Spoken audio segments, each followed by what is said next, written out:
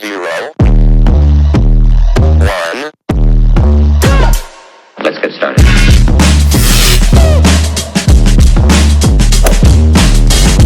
Hello everybody and welcome to another episode of the Black and White United Show. I'm your host Andreas. Thank you so much for tuning in with me.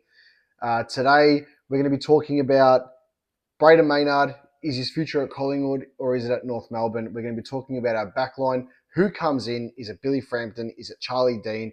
Is it somebody else? Are we going to have TJ or Jacob Ryan come in and change the whole structure of the backline? We'll chat about it. We also want to have a quick chat today about the new guys in the team. So Dan Houston, Tim Membry, Harry Perryman, how have they gone in their first 3 games at Collingwood now that we're at the first bye? Collingwood defender BRAYDEN Maynard is out of contract at season's end. Talks have ramped up regarding his extension at Collingwood. He said the conversations have been had, so we're in a good spot and we feel like we're going to be able to get that done. Then, after that, a couple of days ago, he says, I understand it's a business, pretty much it is what it is, not word for word, but that's along the lines of that. Craig Kelly came out on SEN last week and says, if he's got that offer, good on him. He deserves it. Go for it. We can't offer what's being offered, but we want to keep him. So really, how is this going to play out? I see it playing out where Collingwood aren't going to be able to offer him $5.5 million, $6 million a year for a 6-year deal. The length of the deal that North Melbourne are going to offer him, I think, is a little bit stupid as well. I understand they're looking for a player of his caliber to strengthen their backline 100%. And I think it's not just North Melbourne that would want him. I can see a team like Carlton desperate for Maynard services, St Kilda also, which we have to worry about because they could come in late with a war chest as well, full of money. But the attraction to stay at Collingwood, I think, is going to be too great. If he turns down a potential $900,000 a year contract per season to stay at Collingwood, and he'd probably be on about 800 to 850, you would think, right? He's not turning down as much money as people would think about it, like how it actually looks all up. But what he's turning down also is the chance to play in massive marquee games, and he's turning down the chance, and he'd be knocking back Collingwood to play in all these marquee games and stuff. You know what I'm trying to say? Like, it's just the attraction of playing at Collingwood could be too great. And if he was to knock back North Melbourne's offer, he would be an absolute Collingwood legend. He already is. But it would show some extreme amount of loyalty. Now, on that also, Collingwood is going to have to come to the party. Collingwood is going to have to turn around and say, listen, he is a cog. Cog's not the right word. He is a special part in the chain. He is a part of the fabric of Collingwood. He is part of the DNA of the jumper when you put that on. He is part of the core of the Collingwood Football Club. We haven't had many players like him where it's a spiritual leader. He's in the leadership group. In my opinion, if Collingwood never had a player like Nick Dacos coming into our team, I think that BRAYDEN Maynard will be the next in line to be captain of Collingwood once Darcy Moore moves aside. So that's the type of caliber player that we're talking about. Now, in the case of him going to North Melbourne or going to any club, but we'll use North Melbourne as the example here, you're not going to hold it against him because the offer is big, but there's just a part that thinks, why would you go to a club that is in a rebuild stage? Yes, they're going to come up soon. Yes, I do personally see North Melbourne as being the next Hawthorn. I think in a couple of years they're going to be right up there. They've got a great young list. They've got some really good players led by Sheasel, Wardlaw, and those types of caliber players. Maynard would be a perfect fit there, 100%. And we should be worried as supporters that he might go. But I just think that the pull to stay at Collingwood, taking my Collingwood Nuffy hat off, I genuinely believe it might be too strong, and he wouldn't want to go and play for another jumper regardless of the money. I don't know. I'm just thinking I know I'm letting the emotion sort of take over and stuff, but I just think it's too big of a thing to leave Collingwood. I just, you want to stay as a one club player. That's my opinion. Tell me what you think in the comments. It's going to be very interesting. But if he was to sign for the Pies, I would love it if he could sign before the mid-season bye around King's birthday time. Just get it done, get it dusted, and focus. If we see that he hasn't signed and we're approaching, if we qualify for finals and he still hasn't signed a contract around the end of August, start of September, then I think that should be alarm bells ringing. But we're going to have to see how this plays out. But Collingwood's got to come to the party and raise their offer at the same time too.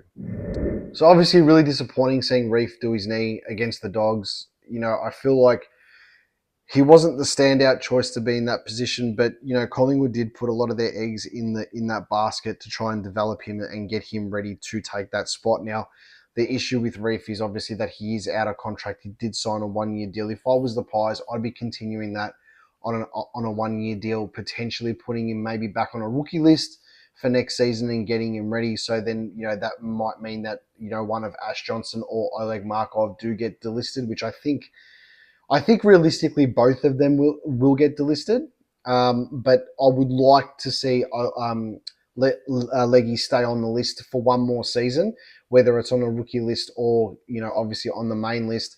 I think that if it wasn't for his calf injury before the GWS game, he probably still would play. And that obviously then potentially, competing for spots with like Will Hoskin-Elliott and then Harvey Harrison and stuff like that when he's available to play also. But look, Reef doing his knee is really sad for him. I felt like, against Port Adelaide, he was starting to come out a little bit and he was starting to really show, I didn't like the Reef and Willie Rioli sort of line up at stages, but I thought he played okay. Now, him going down doing his knee obviously opens up the door. I've still got to do a little bit more research on what it means for the mid-season draft spot because you'll get put on a long-term injury list. If that opens up a spot in the mid-season draft, who knows? We'll worry about that later. But it does open up a spot potentially at centre half-back and full-back now. So who do we put in? Is it going to be Billy Frampton? Is it going to be Charlie Dean? They're probably the two standout ones that could take that spot. I do believe it's going to be Billy Frampton, and I think it's Billy. You start Billy Frampton every day of the week now moving forward. He hasn't been a standout defender for us, but he has come into the side when needed. In 2023, I've mentioned this before, we lost Darcy Cameron, we lost Mason Cox. Billy Frampton took the ruck, played a role, didn't have the greatest games all the time, but he played a role for us. Obviously, same thing comes in grand final, Dan McStay goes down. I do think Ash Johnson would have played in the grand final, though, if he didn't have a broken wrist, not Billy Frampton. But Billy Frampton comes in. He does his role on Harris Andrews for 3 quarters. Should have kicked a couple of goals, but didn't, and is a premiership player at Collingwood. So already he's in Collingwood folklore. Congratulations. Now's the time for him to come in and cement, if there was ever a chance he's going to have to grab something by the throat and say, right, I've been gifted this opportunity here through someone else's misfortune. I have to seize this opportunity and become not just a member of the backline there. He has to become a leader of the backline. I want to see Billy Frampton come in and over the next month of football, so against Carlton, tee up Charlie Curnow if he plays like he did last time. You kept him goalless for the first time in 66 games, right? Go out against Essendon when they've got absolute on Anzac Day and they've got next to no one apart from Caddy because 2 metre Peter's not playing in the forward line and just dominate there overhead. Come out against Geelong. Tom Hawkins ain't there anymore. You can put a Darcy Moore or a Jeremy Howe on Cameron, and then you can take the next tall defender or something and try and nullify him and push him out as much as you can. Against Brisbane, Danaher's not there anymore, so you'd think he'd probably take Hipwood if he plays or another forward. Lincoln McCarthy's obviously not there. He's done his knee again. So there's chances for him now with less personnel from other sides to actually stamp his authority and grab this opportunity and become a key part of our defense, which then he's going to have the help now with a Josh Dacos permanently on the half-back line. He's going to have a help. I think he's still permanently on the half-back line. And then you're going to have Dan Houston on the half-back line, which he hasn't played with in a game yet. So it's going to be a different setup. We are a much quicker rebound defense as we were a couple of years ago, which we were still quick then, but I think now we're going to be even quicker with the running halfbacks in the back pockets that we've got.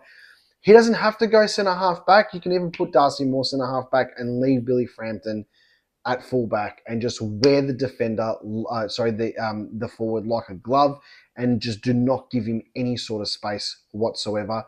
Charlie Dean is in the line, obviously, to come in as well. I think he will get his chance at some point this year, but I would always choose experience over anything else, and Frampton's got that. And I think that he deserves this chance now to really show us what he can do. And who knows, he could come in and he could own the spot, and then we could be, it could be something that, we never expected, but he could become such an important player for us. On the flip side, it doesn't work out, and Charlie Dean is the next one in. His ball use on the weekend, their stats, Frampton's stats and Charlie Dean's stats in the VFL were almost exactly the same.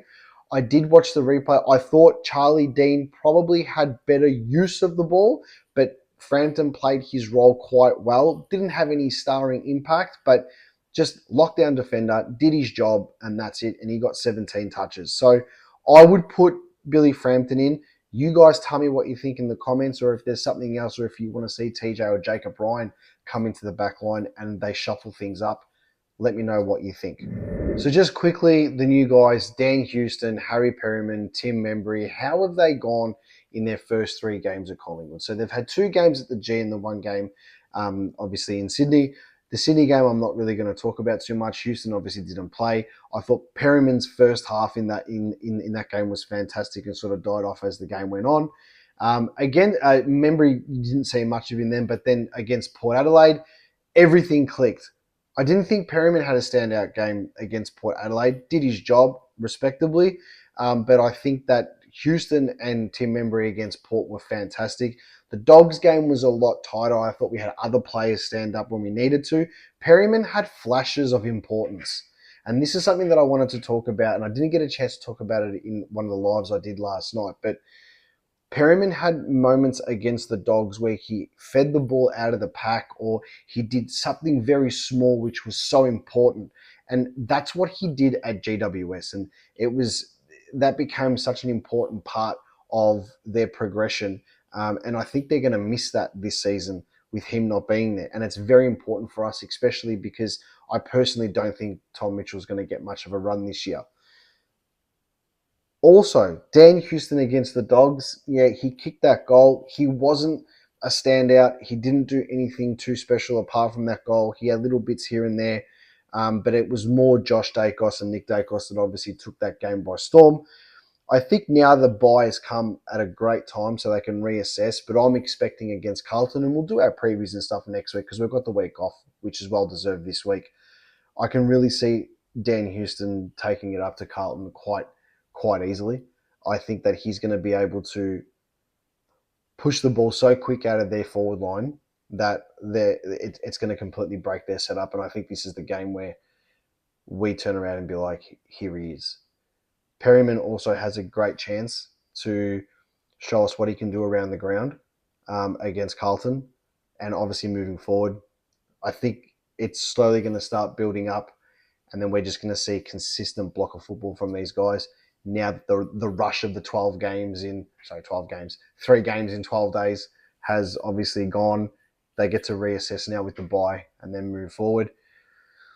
I've been speaking to a lot of Carlton supporters, and Tim Membry apparently plays great games against Carlton. I haven't really watched a lot of St Kilda versus Carlton games over the years, but they're saying that Tim Membry plays really well against Carlton. So if we can continue that against them in the next Thursday, that'd be fantastic. But I think the guys have settled in well. I think the guys have settled in and become Collingwood people already, which is something that we wanted. It's not just like a, come in, do your stuff, piss off sort of thing. I think they're actually embracing the culture of the football club, which is exactly what you want to see. So that's all I've got for today. But will Maynard stay at Collingwood? I think he will. I want you guys to tell me what you think. I want you to call it how you see it. Leave a comment below. And as always, go the Pies.